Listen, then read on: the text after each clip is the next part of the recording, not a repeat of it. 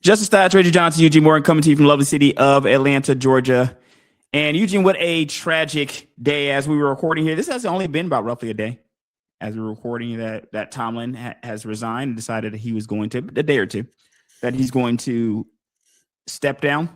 Mm-hmm. And maybe he goes and does TV or something here, man, right? He's under contract. It's not like he can just go coach somebody else unless they do a Sean Payton type of situation. So here we are after almost 20 years. And I don't think, and we'll talk about the Steelers a little bit later in the show as far as the team goes. But for people who want to kind of blame Tomlin for all the Steelers' woes, I think that you need to be reminded of what he's working with here at the quarterback position, which is the most important position in football. And the Steelers just could not seem to get this right.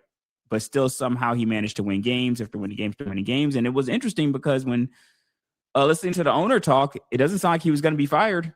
So for people who feel like he might have just been getting ahead of the eight ball, from what I've heard, that's not truth. He was probably going to be able to coach out that to the rest of that contract. The contract, I think you said, goes through 27. Mm-hmm. So if he had chosen to just stay, I don't think there was any indication the Steelers were going to fire him, despite what he did. That doesn't seem like their MO.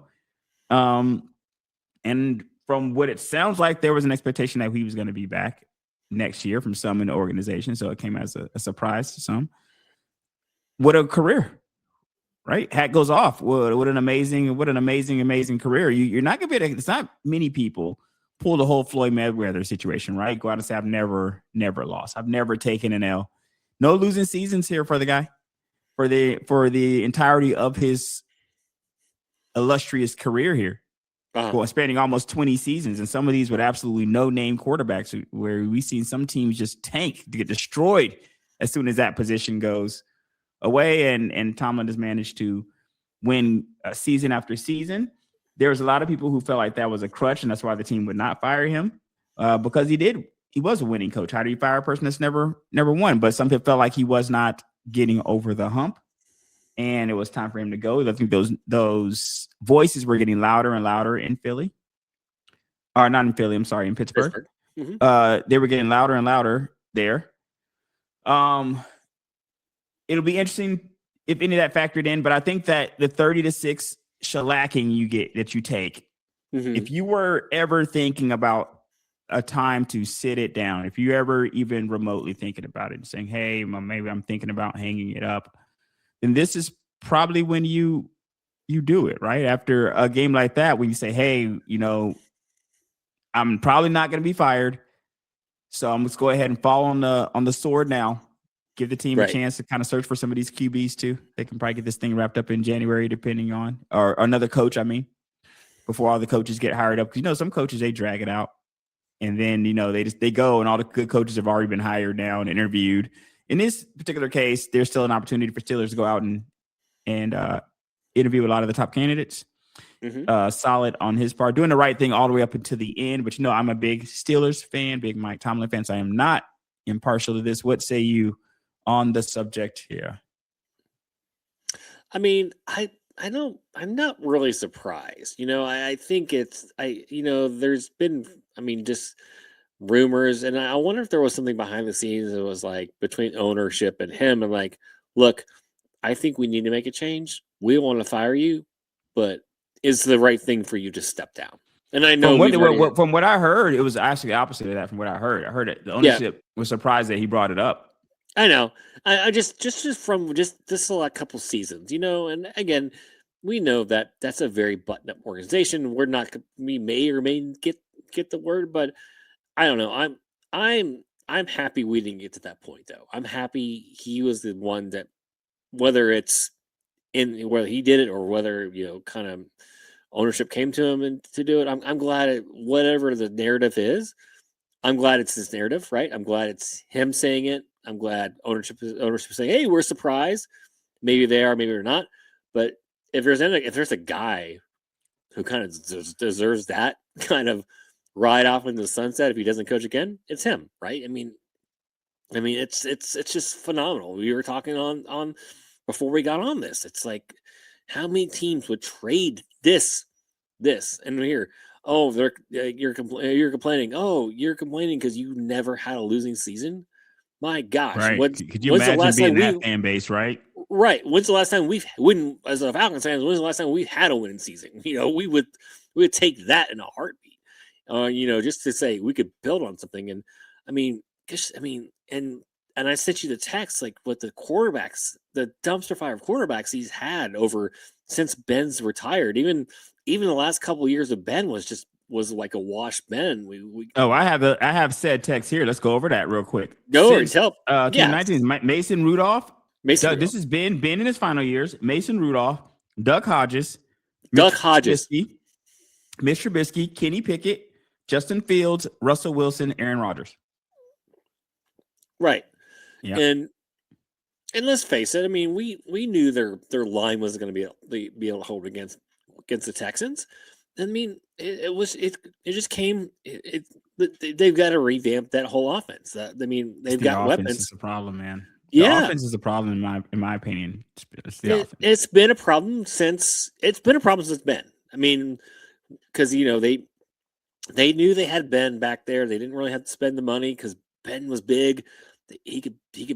Guys could bounce off him and he could take hits. So they didn't really put the money there. So, and that's the thing. They've got to revamp that. I mean, they've got weapons down there. So, and they've got to address the quarterback. And it's like, hey, do you guys go for the Ty Simpson? Because Moore decided to go back for Oregon. So there's only two quarterbacks. There's only two quarterbacks in this draft. That's it. And you look at how far. I don't think we're gonna have a shot at Ty, man. I think Ty's gonna get talked up, brother. I think Ty's out of there. I think really Ty's is out of there within the top 10, man. For sure, I think it's gonna happen. Absolutely, because then you have two teams in that 1 and 2 slot that need a quarterback. And I honestly thought Moore was going to come out. And I guess I don't blame him. Go back and be in this top quarterback class for next year. I don't blame him, and go back and be with Oregon and probably be a top 5 team in the AP poll next year. So it'll be very interesting to see who's going to who they pick coach. That's going to be the interesting part right there. But man, kudos. I mean, I'm just in awe of the guy. He's always been just a solid coach. And I'm here's the thing. I'm glad he won the Super Bowl because I would have hate that he would have went through this whole time and never won. I'm just glad. Sure. I'm glad he got the Super Bowl because we would have been talking about, he never got over the hump, but at least he has that. He has the hat and he has the record. And one as an assistant, right? With Cowher. He got one with Cowher. Right. And as an assistant. And then he's got one himself. And I think he's shown that when he had a quarterback that he could, he's won all these times. So I don't. Right. He won with a quarterback. He won the Super Bowl with a quarterback. And then he won just regular season games, which is, let's just face it. Look how the league has changed. Look how the league has become more quarterback friendly and you need a quarterback. And how many times have we said, if you have the coach, you have the quarterback, you can win? He's been the opposite, man. He's been the coach and had the quarterback and listen, I'm glad. I mean, Aaron Rodgers looked great this year and they masked all his inefficiencies, but he is definitely not the Aaron Rodgers that you got even 6 years ago.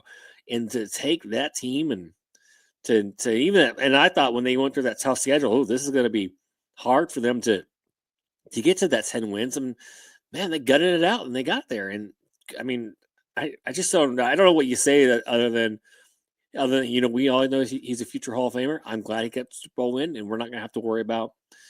And we're not going to have to go. He climbed that mountain, and he also has a record, and he also says, I coached good quarterbacks, and I coached a bunch of trash, and I still never had a losing record.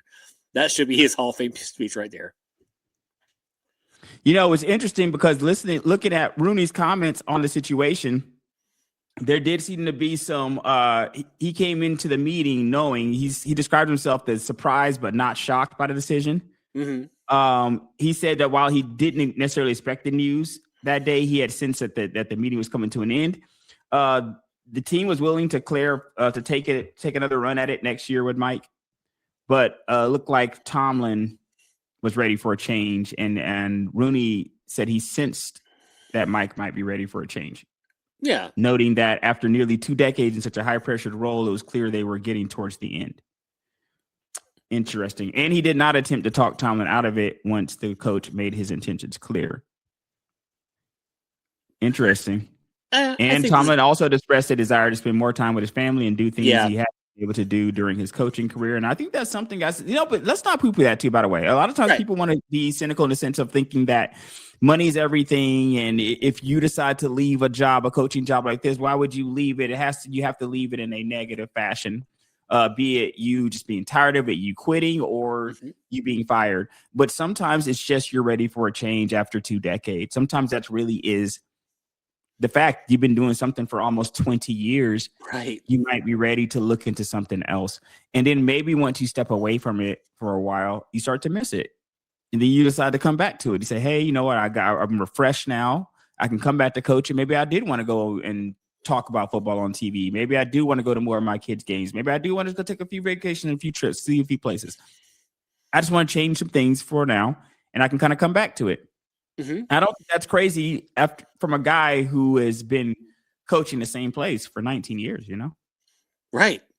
And, I probably had to wear on him a little bit the last couple of years that he's hearing from the fan base, fire Tomlin. Consistently, right? Right. They've been ready to fire him for a while. Right. And the guy's not losing. Right. So, that's got to take some on, and again, it's like, why not take some time off and refresh? And, it'll all tell too. So if he takes a TV gig and if he's like just praising players and coaches, then he's going to take another gig. If he's highly critical, then he's going to coach again. Or he's not going to coach again. So you look at Sean Payton did, right? Sean Payton. That's what Sean Payton. Sean Payton was like. Sean Payton went on TV. Yep. Was on there. I don't forget how many seasons, Eugene. I'm not sure if he did 2 or 3 seasons. I forgot how many. He's one season. He was one season. So you see these guys, they go on TV, and they'll be on there for a while, and you'll see guys get hired off of television. Also, right. So it's like it's very much. It's not like it's a dead end situation. No matter what he decides to do, I feel like a name like his would be hot in coaching circles until he's like 80, I guess, or so. And people just feel like he's just not going to come back. You know what I mean? But until for the next, I'm not sure how old he is now. But 53. He's 53 now? Yep. Oh, yeah, bro. You got about 10 years solid, brother. Right. They're chasing you for a decade, homie. They're going to be chasing you for about 10 years. So easily they're chasing you for 10 years. So if you decided to come back, maybe remember when John Gruden was on TV? And every year, is John coming back? And is John coming back? Can we get him out the booth? This seems like a thing that people like to try to do. Let's get him out the booth. So he'll have opportunities. Oh, yeah. But I definitely appreciate everything that he has put in to my beloved Steelers there.